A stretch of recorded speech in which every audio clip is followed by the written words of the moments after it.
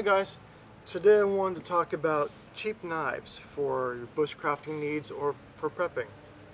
Um, Before I became a prepper, I was a bushcrafter for quite a while first, and this is my pride and joy. This was free. I found it. It's pretty much basically just a kitchen knife. It's Chicago cutlery. I don't know a thing about it except for this is a knife that you would buy in a store for culinary needs. That's about all I know about it. It's about the size of a steak knife, and I found it. And believe it or not, this is a bushcraft knife. And how do I know that? Because that's what I use it for. It's a great knife. It's razor sharp. It throws off a lot of sparks from the ferro rod I put on here. And it's just great. I can use this little steak knife and cut a sapling about this big around from an oak tree. Granted, there's a technique to it. You have to bend the oak tree down, and where it starts to bow out, you want to press the knife to it and rock it back and forth. But it works very well for that.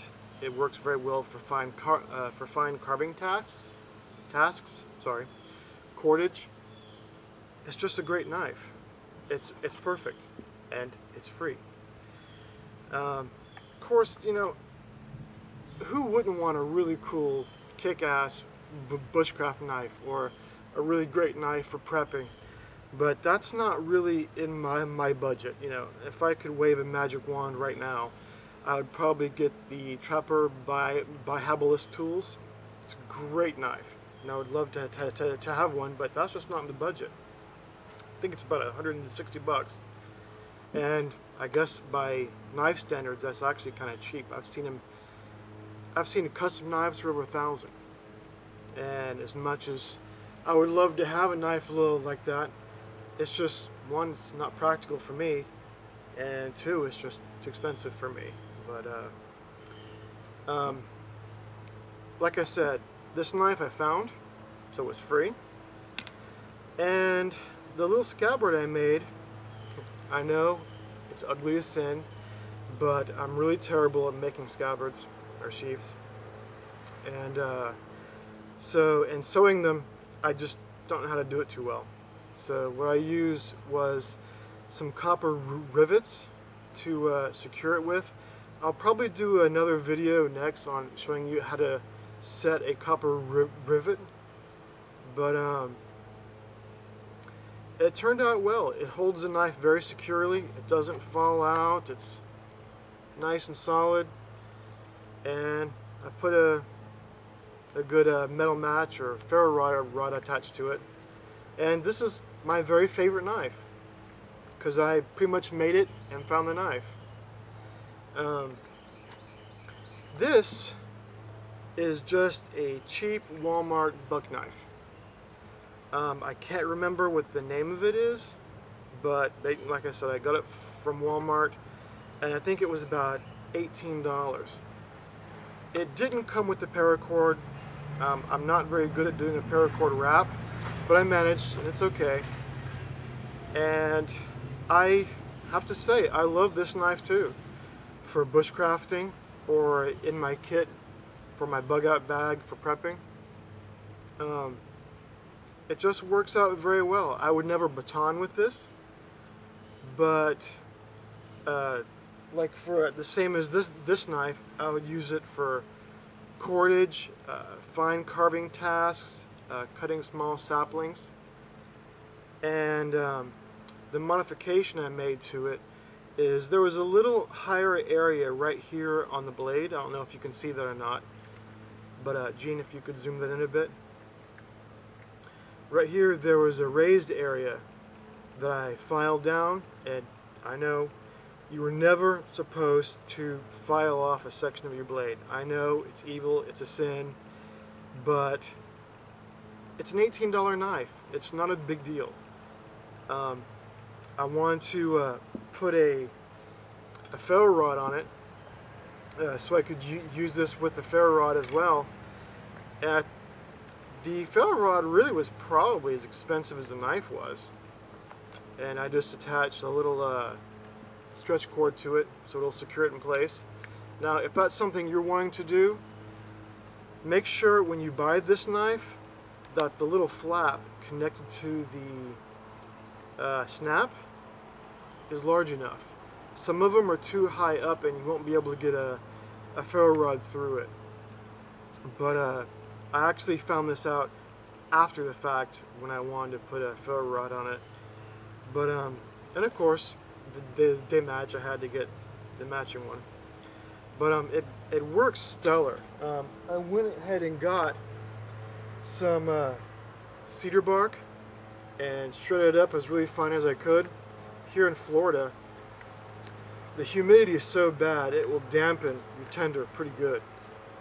So just to show you, hopefully show you, if I can do this, how well it works. Let's see here. Oh, and by the way, when you're striking your ferro rod, you never want to do this, because you can hit your tender and send it flying. You might accidentally cut yourself. You want to put your ferro rod on, leave your knife still, and pull back.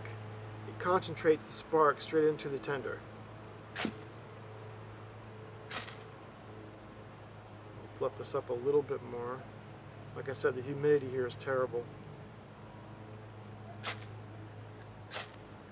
No, it started. It quit. There it goes. And you have fire.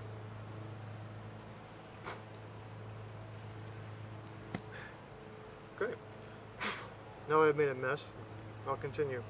Like I said, these two knives are, though they're really cheap, or free in the case of this, are really, I mean, they're good. They're good for cordage, fine carving tasks, whatever you want to use it for in that genre. Skinning game, processing it. I really wouldn't use it for much more than that.